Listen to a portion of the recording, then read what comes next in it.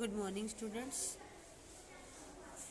आज का हमारा टॉपिक है growth and development. Growth and development देखने में एक जैसे लगते हैं, लेकिन दोनों में हल्का सा डिफरेंस है। हिंदी में भी इनको वृद्धि और विकास के नाम से जानते हैं। जो वृद्धि है वो गुणात्मक होती है। इसमें जैसे बच्चे के आकार में, साइज में, उसके भार में परिवर्तन होता है एज के अकॉर्डिंग। जैसे जैसे बच्चे की एज बढ़ती जाती है वैसे वैसे जो है उसके आकार में, शरीर, शारीरिक जो बनावट है, मानसिक बनावट है, उसमें परिवर्तन आना शुरू हो जाता है। विकास जो है वो जीवन पर्यंत चलता रहता है। वृद्धि एक निश्चित समय होता है, जैसे टीनेज तक बच्चों के शारीरिक अंगों का भरपूर विकास हो जाता है, वृद्धि हो जाती है, उनकी जो भी ग्रोथ होनी होती है उसके बाद चलती रहती है थोड़ी थोड़ी। तो ये कुछ ना कुछ उनमें उतार चढ़ाव आते रहते हैं। कुछ एज पीरियड ऐसे आते हैं जिनमें बच्चों की वृद्धि बड़ी स्पीड से होती है, फिर रुक जाएगी, फिर उसके बाद फिर शुरू हो जाएगी। इस तरीके से ये उतार चढ़ाव चलते रहते हैं। तो इसमें जो है आपने एक तो इनके प्रिंसिपल्स करने हैं वृद्धि और विकास के, कौन कौन से सिद्धांत होते हैं। वृद्धि और विकास जो है जनरली निरंतर चलने वाली प्रक्रिया है। पहला पॉइंट क्या जाएगा, इसका प्रिंसिपल भी कह सकते हैं इनको हम, कि वृद्धि और विकास निरंतर चलते रहते हैं, कॉन्टिन्यूसली, साइड बाय साइड। बच्चे की ग्रोथ भी हो रही है, साथ के साथ डेवलपमेंट भी हो रही है उसकी, है ना। सारी चीज़ें जो हैं इंटर रिलेटेड हैं एक दूसरे के साथ। तो ये निरंतर चलने वाली प्रक्रिया है। इसमें जो है बच्चों का शारीरिक, मानसिक, बौद्धिक, इमोशनल, कॉग्निटिव सभी तरह का विकास जो है निरंतर चलता रहता है। इस तरीके से आप इसमें हेडिंग बनाओगे। दूसरा हेडिंग हो जाएगा एक रूपता का सिद्धांत। एक रूपता मतलब कोऑर्डिनेशन होता है, हमारी बॉडी में भी, मेंटली भी कोऑर्डिनेशन होता है। ये नहीं है कि बच्चे का शारीरिक विकास हो रहा है, मानसिक नहीं होगा, कोऑर्डिनेशन में चलेगा। शारीरिक भी, साथ के साथ मानसिक भी, बौद्धिक भी, हर तरीके के जो पहलू हैं वो अपने आप को जो है मेंटेन करते रहेंगे। इसी तरीके से ग्रोथ में भी, ग्रोथ भी हर तरीके से, बालों की भी ग्रोथ होगी, बच्चे के दिमाग की भी ग्रोथ होगी, उसके मसल्स की भी ग्रोथ होगी, उसकी बोन्स की भी ग्रोथ होगी। तो ये साइमल्टेनियसली चलती रहेंगी, ठीक है ना।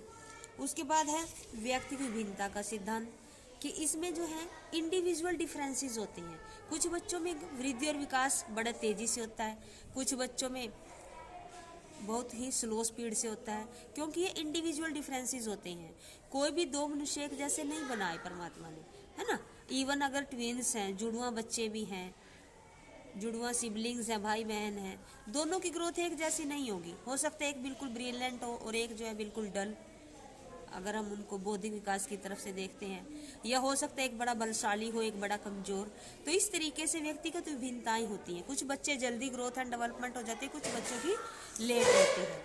इसी तरीके से जो वृद्धि और विकास है, दोनों वंशानुक्रम और वातावरण दोनों का ही प्रभाव उन पर पड़ता है, दोनों की उपज है, ठीक है ना। कुछ चीज़ें ऐसी होती है जो हमें जेनेटिक्स मिलती हैं अपने माता पिता से, अपने पूर्वजों से, जैसे हमारे बालों का कलर, हमारी आंखों का कलर, हमारा स्किन का कलर, ठीक है ना, हमारा हाव भाव, हमारा नेचर, ये सारी चीज़ें जो है हेरिडिटी और एनवायरनमेंट दोनों का ही रिजल्ट होता है। तो जो ग्रोथ एंड डेवलपमेंट है वो हेरिडिटी एंड एनवायरनमेंट दोनों के मल्टीप्लिकेशन में होता है। गुणज होते हैं ये दोनों, इनका दोनों का रिलेशन जमा भाग वाला नहीं होता, इनका गुणा वाला होता है, ठीक है ना। तो अगर वैसे भी क्वेश्चन आ जाता है कई बार कॉम्पिटिटिव एग्जाम में, ये चीज़ ध्यान में रखना है, growth and development equal to multiplication, ठीक है ना। दोनों का ही गुणज है ये, क्योंकि बहुत सारे फैक्टर्स हैं जो हमें इन दोनों चीज़ों से मिलते हैं। इसके अलावा समग्र विकास का सिद्धांत, ये हेडिंग हो जाता है इसका प्रिंसिपल्स। समग्र विकास यानी कि किसी एक पहलू को हम नहीं देख सकते, इसमें सारे पहलू हमें देखने होते हैं। इसमें शारीरिक, मानसिक, बौद्धिक, हर तरीके का, क्योंकि ये जो है एक रूपता के साथ चलते हैं, समग्रता के साथ चलते हैं, पूर्ण विकास होता है इसमें। इसके अलावा इसमें मैच्योरिटी भी जुड़ी हुई है, परिपक्वता का सिद्धांत कह सकते हैं हम इसको, मैच्योरिटी का, क्योंकि समय के साथ साथ धीरे धीरे जो है बच्चों का वृद्धि विकास होता है, उसमें मैच्योरिटी आती जाती है एज के अकॉर्डिंग, टाइम फैक्टर के अकॉर्डिंग। क्योंकि जैसे जैसे उसकी एज बढ़ेगी उसका सोचने का तरीका, उसका दृष्टिकोण, वो सारी चीज़ें भी तो बढ़ रही हैं साथ के साथ, ठीक है ना। तो वो दायरा सोचने का, वो सारी चीज़ें एक साथ चलती हैं। आगे आ जाएगा इसमें विकास के जो दिशा का सिद्धांत, हम इसके कहते हैं विकास की दिशा का सिद्धांत, कि जो हमारी ग्रोथ और डेवलपमेंट है वो जो है सिर से पैर की तरफ चलती है। जैसे ही हमारे भ्रूण भी होता है उसका भी पहले जो है सिर बनता है, ब्रेन बनता है, उसके बाद धीरे धीरे और बॉडी पार्ट, ये जर्नल टू स्पेसिफिक होता है। पहले सामान्य चीजें बनेगी, उसके बाद विशेष चीजें बनेगी। इस तरीके से जो है भ्रूण बन के तैयार होता है। रीढ़ की हड्डी का विकास, रीढ़ की हड्डी भी पहले छोटी, फिर धीरे धीरे बड़ी, फिर पूरी ग्रोथ हो जाती है हमारी। इसी तरीके से जो वृद्धि और विकास है उनकी जो गति है वो भिन्नता का सिद्धांत है, गति की दर की भिन्नता का सिद्धांत, कि जो वो ग्रोथ और डेवलपमेंट है वो कई बच्चों में थोड़ी जल्दी होती है, कई बच्चों में थोड़ा लेट होती है। तो वो उनकी जो गति है आगे बढ़ने की, वृद्धि और विकास करने की, वो जो है पर्सन टू पर्सन वैरी करती है, भिन्न होती है हर एक में। और विकास के आधार पर भविष्यवाणी की जा सकती है कि बच्चा आगे जाके क्या बनेगा, क्या करेगा। कहते हैं ना कि बच्चे के जो पाँव है पालने में ही दिख जाते हैं, क्योंकि उनकी स्टार्टिंग से, उनकी ग्रोथ से, उनके बॉडी स्ट्रक्चर से, काम करने के तरीके से उसकी भविष्यवाणी की जा सकती है कि बच्चा बड़ा होकर क्या बनेगा, क्या करेगा। इसी तरीके से जो विकास है सामान्य से विशेष की तरफ होता है। मैंने भी बताया था जर्नल टू स्पेसिफिक, कि पहले जो सामान्य चीज़ें हैं बच्चा वो सीखेगा, उसके बाद धीरे धीरे विशेष चीज़ें सीखेगा। जैसे स्टार्टिंग में बच्चा चलना नहीं सीखता, उससे पहले क्या करता है वो, उसका लुढ़कना, रेंगना, ठीक है ना, फिर थोड़ा थोड़ा घुटनों के बल, फिर सहारा लेकर, तो पहले सामान्य, फिर विशेष, फिर उसके बाद चलना, दौड़ना, कूदना, ये सारी चीज़ें वो सीख जाता है।